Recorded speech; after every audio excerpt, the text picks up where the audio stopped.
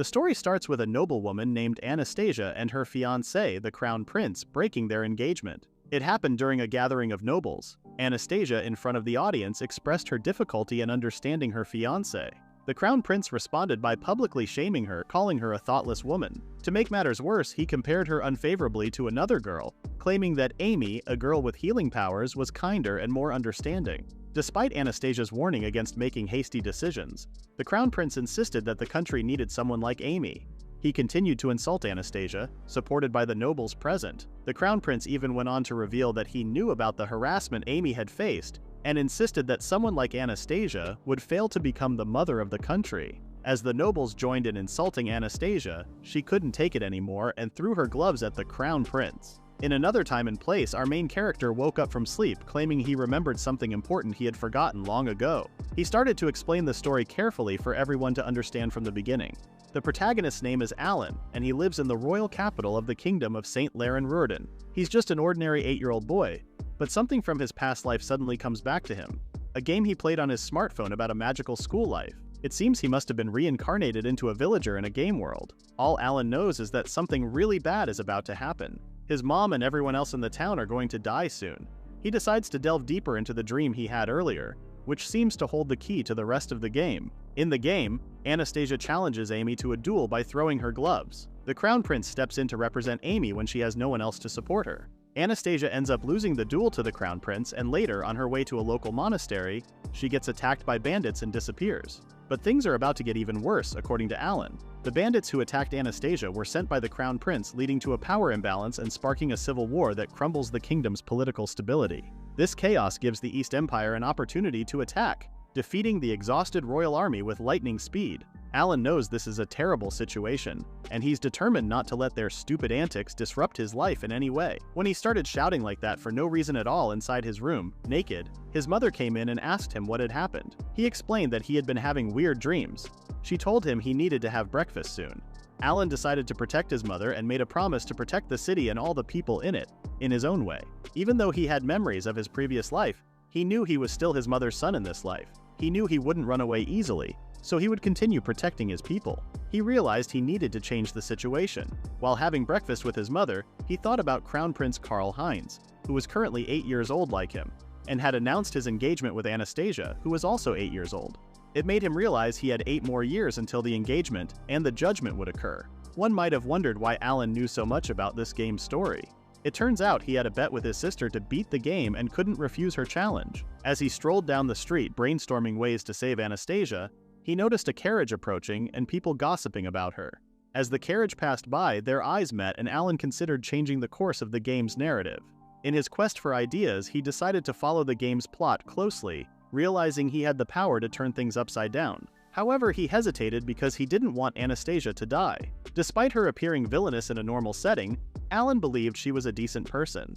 Anastasia's discussions about the country's politics and taxes made him understand her dedication to the nation, and he learned she was forced to leave in the end, a troubling thought. While lost in these reflections, he accidentally bumped into some melons owned by a woman named Monica. Alan apologized and she praised him for his good behavior, and mentioned her concerns about the guild's focus on alcohol. Monica worked at the pub connected to the Adventurers Guild headquarters. Despite feeling dragged around by her, Alan remembered he had forgotten something important. He asked for Monica's help for some reason. Later, Alan entered the guild with his mother. Rowdy-looking men questioned their presence. Assuming the first step of his plan had begun, Alan prepared for the unfolding course of his actions. Everyone, including his mother, found it hard to grasp what he wanted initially. Alan expressed his desire to clear the mud from the ditch. The man who initially seemed intimidating started smiling upon hearing him out. Subsequently, the man began to act kindly and suggested that Alan join the guild. He instructed his associates to hand over the necessary documents to be filled with the required details. Upon receiving the guild card, Alan was instructed to put a drop of his own blood on it. They assured him it would only be a small prick on the finger. As soon as Alan finished adding his blood to the card, it lit up. The man confirmed that the registration process was complete. Just as Alan finished registering with the guild, Monica suddenly appeared, jumping on him and playfully tossing melons onto his back. She wished him good luck, mentioning that his mother must be proud to have a son like him. Witnessing this, his mother became emotional and through tears expressed her hope that he would be okay, urging him to create his own luck. This entire experience left Alan with a sense of determination. He felt like he could change the course of the story, ultimately saving his mother and the entire town. He was aware that achieving this goal would require significant effort on his part, so he thought about going to check it out more to be sure if this was really the world from the game. He knew he'd need a lot of money to make his dream come true in the end. The main thing he had to do was beat the Crown Prince as a duel representative, which was a big step forward. He knew he would be enrolling in the Royal Academy for that in 7 years, so he needed money for all of that. Since he and his mom were already poor, he knew he would have to keep working hard. He thought about doing whatever work was necessary to make money quickly. He also knew about a secret scroll in the game that could be found 8 years from now. It was where Amy and the others would escape the Imperial Guards through the sewer and find the scroll in a forgotten room.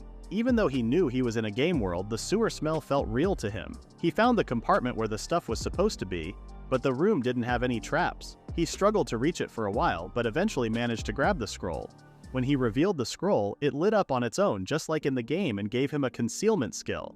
When he swiped the guild card, he felt like it was the perfect chance that he was in a game world. When the others started going into the sewer, Alan arrived just in time, admitting he had been lost for a while.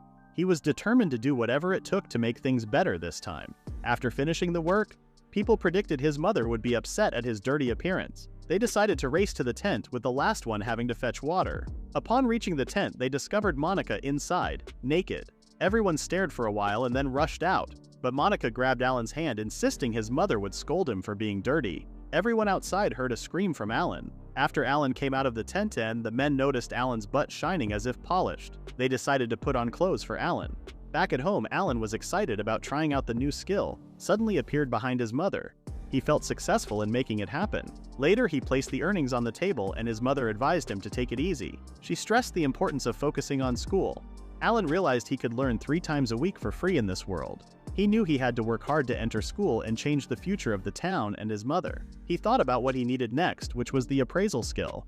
It seemed like a crucial skill to change the entire situation. However, the place where the scroll was hidden was quite different from the smelly sewer. He realized he might be risking his life for it after checking on the horn rabbits in the wild. Deciding to use his concealment skill, he moved through the path more easily than before.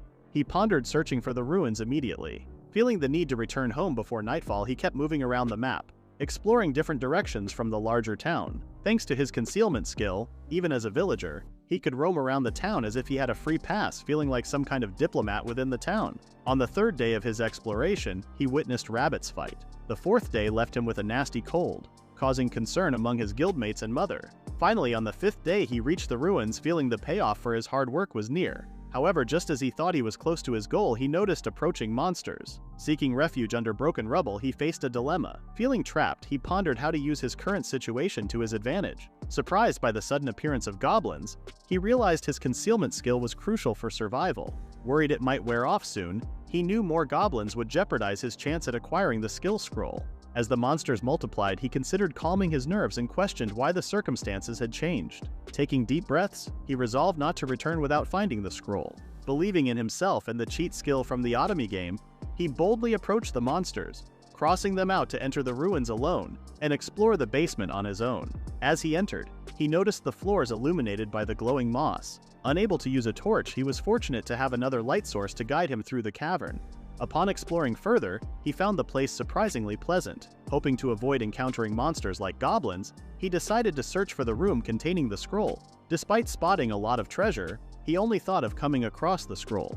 While inspecting the room on his own, he noticed a goblin arriving and stacking coins to create a makeshift treasure. Examining the room closely, it seemed like a treasure room crafted by the goblins, an element not present in the original game. He speculated that someone had modified parts of the game. Soon the goblin sniffed the air, suspecting something amiss, but after an unsuccessful search, it ran away after getting scolded by another goblin. Alan, using the concealment skill, felt relieved when the goblins left. Convinced that his quest for the scroll triggered the script changes, he was most surprised to find the scroll hidden underground at the end of the room. He reflected on how fortunate it was that the goblins didn't notice it. After sneaking through the goblins like a stealthy rat, he miraculously returns home unscathed. Eager to develop his skills, he promptly activates the appraisal skill using his guild card. As he completes the process, a sense of progress washes over him, motivating him to work even harder. Soon, people in his town start recognizing his contributions and expressing gratitude for his societal efforts. Time passes, and upon his return to the guild, he notices everyone getting busy with various tasks. The guildmaster, Rudolph, announces a significant discovery. an ancient ruin northeast housing a goblin nest. There's talk of a potential subjugation mission. Reflecting on his past decision to secure the scroll, Alan feels a sense of accomplishment. However, a nagging thought creeps in. He wonders if they would have handled it differently had they known that Amy was the one who uncovered the scroll. Intrigued and uncertain, he contemplates what future challenges might unfold. When he asked him more about the situation, Rudolph let Alan know that he would have to join the drain cleaning soon enough. When Alan inquired about being on the team to subjugate the goblin, Rudolph explained that he had already stopped being an adventurer. He would only report on the situation. When Alan pointed out that he must be too skilled to leave the career, Rudolph ended up showing his leg, which was nothing but a prosthetic. Alan realized that the situation was grimmer than he had hoped. It turned out that Rudolph had been hit by an orc arrow in his knee, and now he had to use the fake leg as a replacement. It was quite expensive and made it difficult for him to work. Despite this, Rudolph looked forward to Alan's career, believing that he would soon be able to swing his sword. Rudolph expressed that he would continue to look forward to it. Some of his men gathered around him to check out the map, and Alan observed that even after retirement, Rudolph was still loved and respected by everyone, making him an exemplary adventurer. From there, Alan kept himself busy with cleaning the drains as usual. The next thing that crossed his mind was alchemy, necessary for achieving his next goal. When his mother came in and asked what he was about to do, Alan claimed that he would go outside to buy some stuff and be gone until evening. Seeing him dressed up, his mother assumed Alan was going on a date. It appeared that Alan needed more than 10 million cents in his grasp, even though he required 15 in total to buy it. He started wondering how he could manage to obtain something so pay-to-win by earning money. As he walked into the street, he noticed merchants selling things in the market. The idea struck him that he could use the appraisal skill he had acquired. Examining one of the items, he sensed its uniqueness and considered buying it. After researching more, the shopkeeper explained the item's story to him. Despite the shopkeeper assuming it was for his girlfriend, Alan paid with his guild card to make the purchase more trustworthy. Thinking ahead, he planned to sell it to another adventurer or merchant, even if it meant selling it for half of the appraised price. Confident he would still turn a profit, his goal was to reach 15 million cents. Excitedly, he showed the item to Rudolph. After a thorough examination, Rudolph suggested consulting an expert for a better opinion. The expert explained that the earring was robust and fire-resistant gloves would enhance its value significantly. Despite Rudolph advising Alan to let the guild handle the sale, Alan, determined to do more, insisted on taking charge. Rudolph agreed but warned him of potential troubles if he sold it independently. Leaving the item in the hands of the expert, Rudolph shifted the focus to sword training. During their sessions, Rudolph consistently advised on sword techniques, emphasizing that the strength didn't lie in the sword itself, but in knowing how to use it effectively. As Rudolph continued reminding him not to neglect training, Alan was realized that it was not enough to rely on the cheat skills he got. Rudolph instructed Alan like a Spartan trainer and made him run around 100 laps and swing his sword 100 times. By the end of the day, Alan fell to the ground due to fatigue, and Rudolph assumed that he could defeat a one-horned rabbit already. Days passed by. Training, buying items while appraising, and cleaning the ditches. Alan finally gained 15 million cents and he is now 11 years old. After eating breakfast, his mother wondered where he was going. He claimed he was going to the market. His mother started giggling at seeing his son all grown up. She reminded him not to stay out late since the next day would be something important. Alan went out and reflected on the past year of hard work paying off. Finding himself in a scary place, Alan decided to use his concealment skill to stay safe from the eerie eyes around him. After disarming his concealment, he stood in front of a store and used his appraisal skill to learn the password. When he uttered the password, the door opened as if by magic. Inside, a hooded person asked him what he was looking for, and Alan said he was searching for the scroll of alchemy. The man praised his taste and offered it for 14 million, even throwing in some magic stones for free. However, when Alan used his appraisal magic on the scroll and complained that it was only an ordinary scroll, the man realized Alan wasn't someone to scam and complimented his keen eye for details. Upon seeing the real scroll on the table, Alan asked if he could use it and offered to pay with his guild card. After the transaction, Alan left, deciding it might be best to avoid the place in the future. 2 years of hard work paid off, and Alan had a satisfying ending to his quest. Returning home, his mother noticed he was late and advised him to go to sleep early for an important day ahead. The next day was his graduation exam, and he knew he could rely on his memories from his past life to succeed, despite the lack of importance given to elementary and middle school education in the country. The teacher called Alan, informing him that he was now 11 years old and needed to take an exam. She invited him for a walk, and in a hidden room, she initiated the hourglass.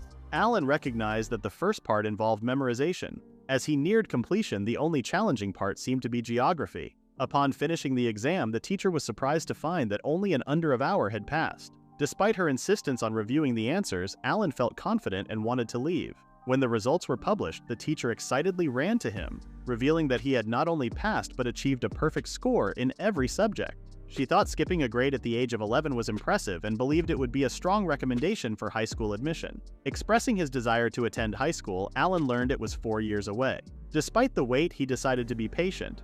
The teacher promised to submit a recommendation and wondered how she would contact him post-graduation. Alan suggested informing the Adventurers Guild since his mother is usually away for work. Returning home, he celebrated with his mother. She gifted him a dismantling knife, an item he had always wanted. Overwhelmed by the realization that his mother spent a significant portion of her income on the gift, he cried. His mother comforted him, expressing her only wish for his happiness. He vowed to save money for high school, and although his mother felt sorry for not managing it herself, he assured her he would protect her without faltering. Not long after, he received a notification that the age restriction no longer applied to him, allowing him to take the entrance exam. Simultaneously, Alan became an F-rank adventurer. At this moment, he felt like there would be more than 3 years until he reached an important stage in the game. Contemplating the harsh fate ahead, he considered putting an end to it all. Monica burst in, shouting congratulations for his achievement at such a young age, but Alan dodged her. The pub patrons joined in, praising his improvement each day. Rudolph entered and patted him on the head, making him realize his value to them. Rudolph explained that even without the protection of a swordsman or warrior, Alan would be fine. This protection worked like a divine blessing, boosting proficiency and allowing special abilities. Amy had the divine protection of healing, and the Crown Prince had protection for fire and hero skills, making him the true protagonist-class hero. Despite being currently crippled, Old Man Rudolph had the protection of a swordsman, showcasing his immense talent in swordsmanship. Alan, a commoner with no special protection, considered it normal. For now, he knew he needed Rudolph's guidance to improve and eventually reach E-rank status. Rudolph said it would take a while because he had been cleaning ditches. Now he had to gather herbs and hunt horn rabbits. He warned Alan to be careful since they hadn't been outside of town before. Alan planned to start the quest the next day. Alan finished the quest in 2 days. Knowing about the game made it easier, but the horn rabbits were still tough to deal with. Using the knife from his mother, Alan leveled up their skills. He set his sights on the Valley of the Flying Dragon, seeking wind magic from the Book of the Wind God. He needed to improve before the high school entry exam, which he saw as the start of their adventure. In another time and place, Amy faced a fierce monster with Carl. The dragon creature accused her of killing her husband despite Amy's protests.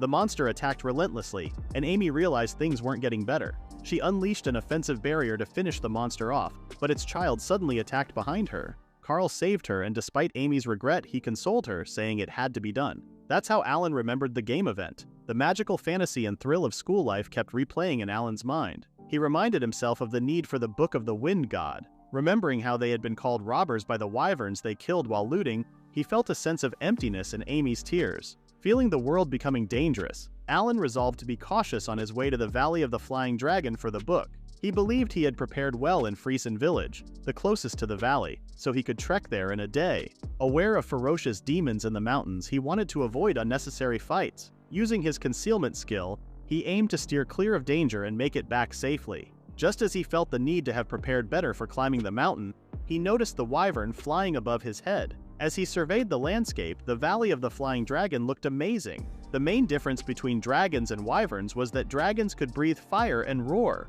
while wyverns couldn't. This made wyverns weaker than dragons.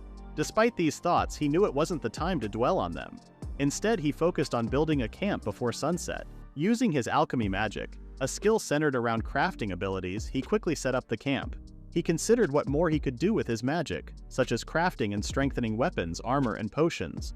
With magic stones, he discovered he could even maximize the ability to build wagons, huge forts, and even an item against the last boss, which turned out to be a darkness-corrupted Anastasia. This item would temporarily weaken Anastasia. After spending too much money and 3 years of hard work on his skills, he wondered if it would be enough. After a night in his camp, he restored the place to its original form in the morning. He then decided to visit the Temple of the Wind. Despite the constant attacks from the wyvern creatures draining the strength of anyone who approached, Alan confidently navigated the area using his concealment skill. When he arrived at the Temple of the Wind, he noticed a black wyvern lord lying in the middle. As he checked to see if it was asleep, contemplating sneaking in to collect a book, the spirit of the wind god called him out. He felt paralyzed and was told by the wind god that he had to ask a favor.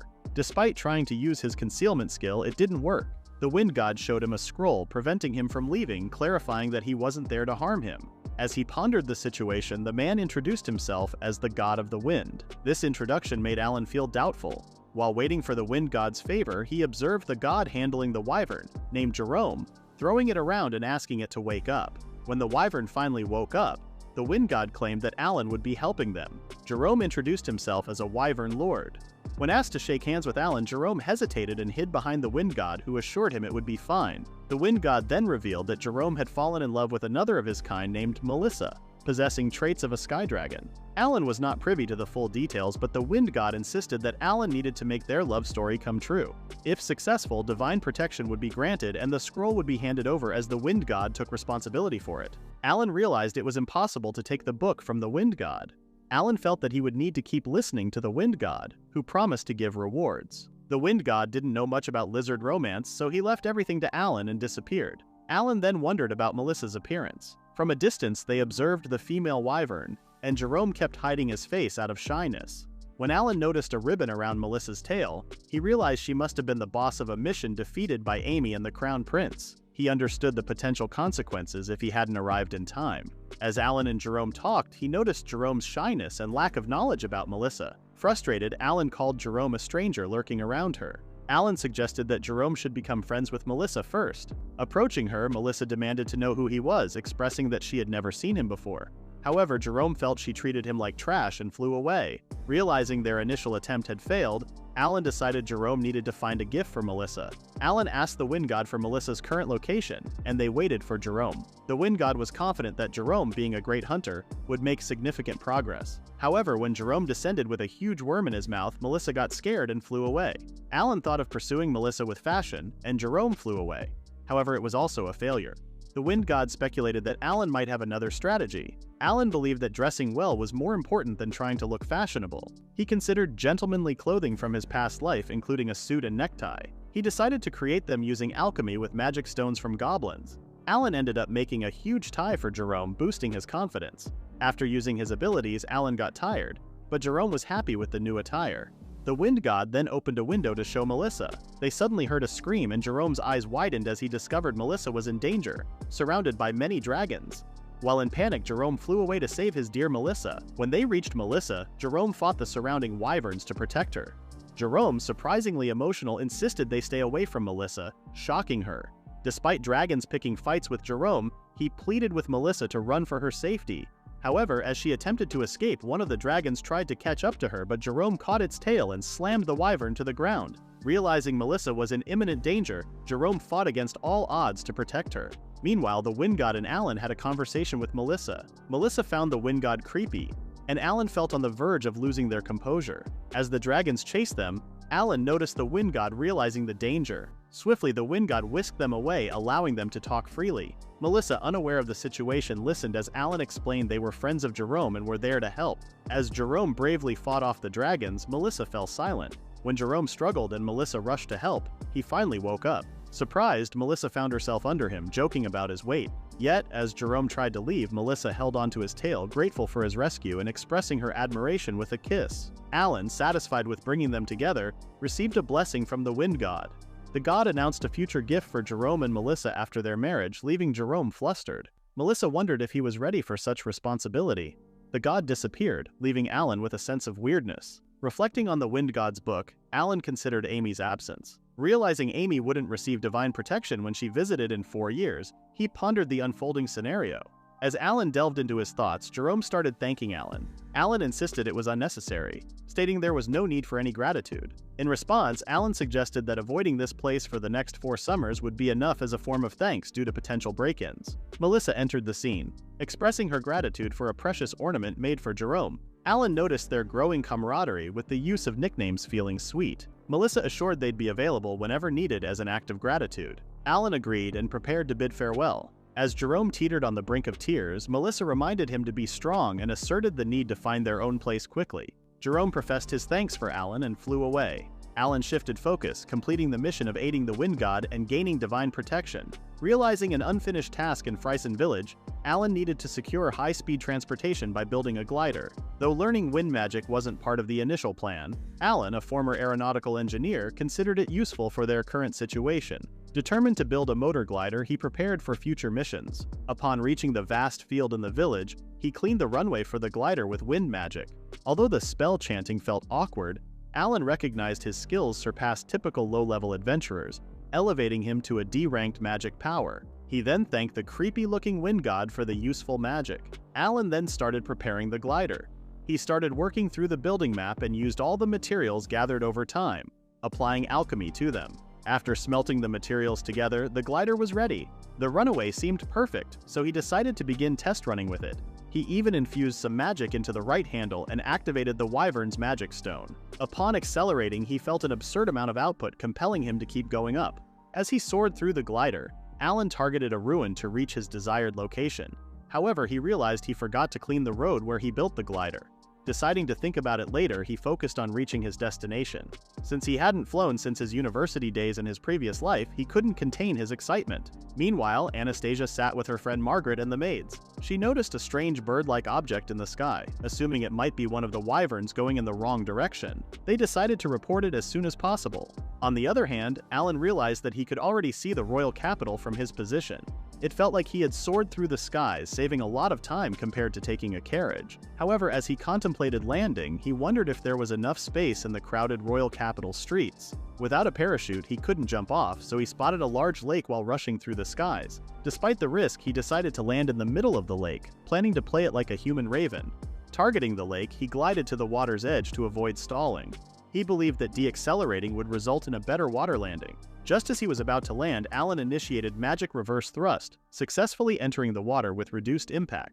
Although he felt careless, he was relieved to find that most of his belongings were safe. However, he noticed that his improvised technological alchemy started burning, revealing the hidden secret behind alchemy. Despite the successful flight, Alan regretted losing two precious wyvern magic stones, the wyvern's femur, and even the wings in one disastrous flight. When he finally met Rudolph, he greeted Alan and noticed that he had been dripping water all over the place, which made him rather curious about his situation. Just as he began to talk about Alan leaving his mother, Monica came in to scold the old man, saying that Rudolph must have been the one to pour a bucket full of water on Alan's head. However, Alan cleared the situation and she began to worry about him catching a cold. She started taking him with her to have a bath together, assuming that it had been a long time since they had bathed together. Instead of thinking much about the situation, Alan began taking the magical shower, which was considered rather expensive in this world. He took the change of clothes that he had kept in the guild for himself. Even though he had finally finished the first expedition of his life, he felt like he needed to reflect on a lot of things in his life right now.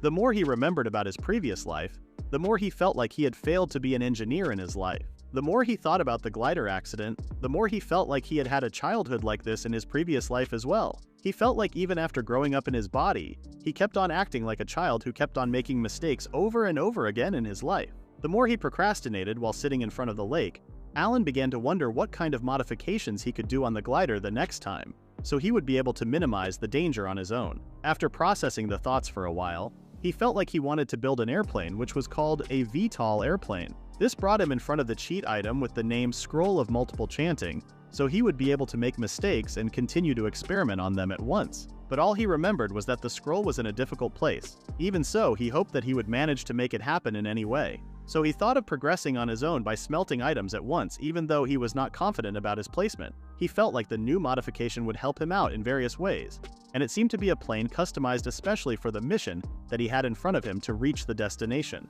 Alan once rode the glider again to soar through the skies.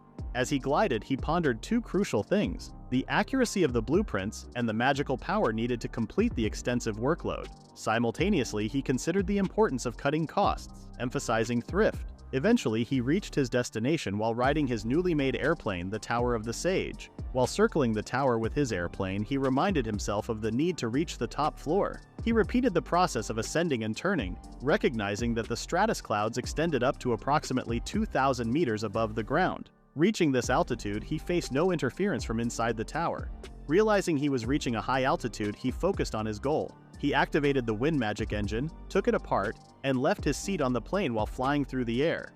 He then channeled his mana and gathered it in his hands. He targeted the tower floor, opened the parachute, and safely landed on the target. Without any issues, he made it to the tower's highest floor.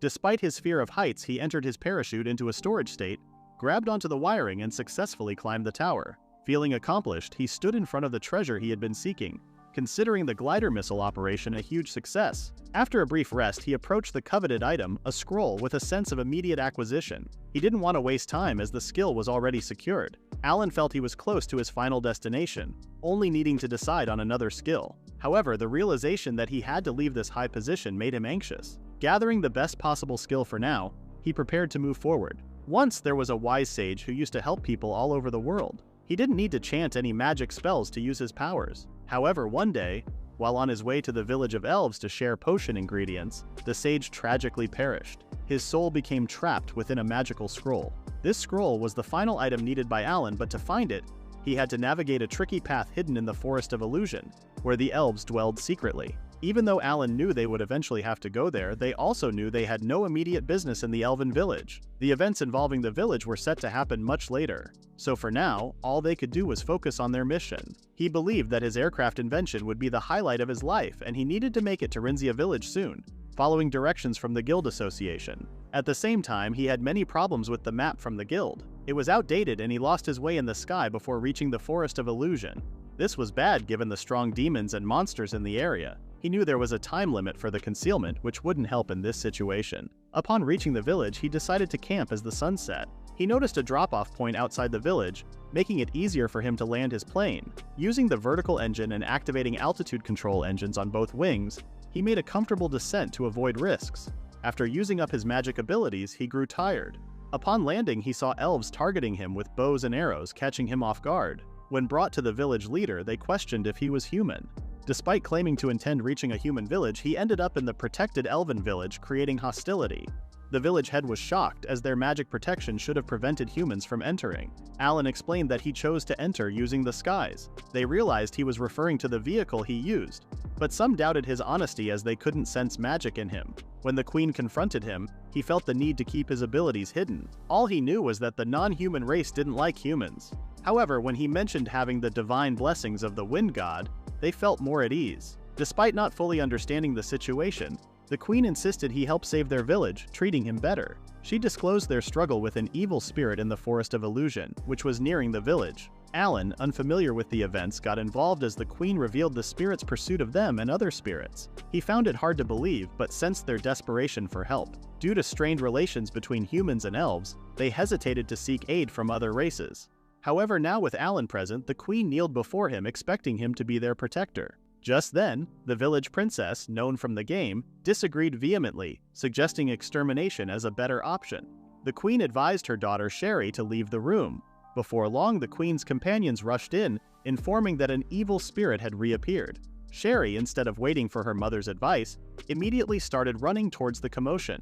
Realizing the urgency, Alan understood he needed to take action. As the guards flooded the area, Alan observed that the evil spirit seemed to be acting independently. The more he scrutinized it, the more he sensed it might be a wizard. Curious, he bombarded the queen with questions about the mysterious person. In this heightened state, Alan felt more attuned to the situation than the elves. However, his focus shifted when he noticed a suspicious individual. The queen, recognizing his concern, allowed him to examine the scene more closely, revealing the presence of the troublesome spirit. Amidst the chaos, Sherry declared her intention to eliminate the evil with her bow and arrows. Alan realized she was misunderstanding the situation. As the arrow struck the person, it simply bounced off, deepening the mystery. Alan questioned the person's allegiance, wondering who they were working against among the elves. The queen, sensing the complexity of the situation, requested Alan's assistance in this troublesome scenario. Alan started to wonder about the mysterious person who suddenly posed a threat to the village. As they delved into the identity of this surprising figure, Alan considered convincing the individual, initially labeling him as a wizard. However, the man insisted that he was a middle-aged virgin, surprising Alan. After some conversation, Alan, still curious, began to inquire further about the man's virgin status. The man explained that his parents had imposed it on him, revealing his name as Loringas. As Alan thought about this middle-aged man pursuing a young girl, he became increasingly uneasy, feeling like a significant crime was being committed. Alan questioned the man about his actions, and in response, the man expressed a desire to meet the spirit from the village of the elves. He claimed that the spirit had lived for thousands of years but remained in the form of a little girl, which was considered as a legal loli. The situation made the elves uneasy, suspecting the presence of an evil spirit. They couldn't see the man and started acknowledging and encouraging him to handle the situation. The elves had high expectations, believing Alan could bring about a positive change. Alan began telling the wizard to leave, accusing him of being a pedophile. The wizard defended himself, insisting that he was only admiring beauty without any harmful intent. As Alan thought more about it, he believed the wizard's actions were not as bad as he initially thought. However, when Alan pointed out that the wizard was scaring away a spirit, the wizard finally acknowledged his wrongdoing. Feeling remorseful, the wizard dropped to the ground, admitting that scaring away the spirits was not gentlemanly. Alan insisted the wizard should leave, and the wizard, confused, mentioned going to the village of elves, not realizing he was already there. Surprised by this information, Loringas tried to ran toward the queen, but Alan stopped him since he looked a lump of evil thoughts to the eyes of the elves. During their conversation, the wizard started talking about an elixir, making Alan realize it was likely the main reason for his presence. Alan then directed him towards the queen of the elves. The middle-aged wizard then listed the things he needed from the elves to create an elixir. When Alan shared this information with the queen, she thought it could be managed and instructed her people to gather the required items for the man's potion making. After inspecting the items, the man felt that he finally had everything he needed and expressed gratitude to Alan for the initial help. As soon as the man left, cheers erupted from everyone, including the queen, who perceived him as someone superior. Even Sherry, captivated by him, assumed he must be beneficial for the elves. The villagers kept urging him to take a break in their village, and Alan spent time in the hot spring within the elven village. As he sat alone in the spring, he reflected on the situation and felt like he might have done something wrong during the entire event. An elven individual then approached, suggesting that he should watch his back, making Alan uneasy about the man's intentions from the start. After he finished resting in the spring, he started hearing a strange noise in the middle of the village. The queen arrived, announcing that the spirit of light had been born. A spirit began playing with a little kid, and the queen mentioned that it had been 800 years since the last spirit of light was born in the human world. Although Alan felt a connection to something that happened in a game he played before, he was certain that Amy's birth had nothing to do with this event. As the spirit approached, everyone pointed at Alan, and the spirit thanked him, claiming he had saved her life the day before. She explained that he was the reason she could create the elixir, which turned him into a spirit. Confused, Alan wondered if the spirit was the person he was thinking of based on his tone. The spirit mentioned that he had transformed into a lowly to understand them better. Alan, feeling like he was losing his mind, learned that the spirit was no longer Loringas. She had made a contract with Millie, the elven kid, and her name was now named Lou. After learning the news, the queen became quite happy. As Alan reflected on what had happened with Amy, he felt on the verge of losing control. He convinced himself that it wasn't his problem at all. At that moment, Lou approached him with a scroll. When he inquired about it, she explained that it was a chantless scroll she had created. Lou wanted him to have it as a token of gratitude for what he had done for her in this life. She shared that she had spent her entire life trying to become a lowly, and now, thanks to Alan, she had achieved it. Alan realized she was serious about it. As he contemplated the situation, he felt a sense of chaos and mixed emotions, getting something from a pervert. Expressing his gratitude to everyone in the village for their support,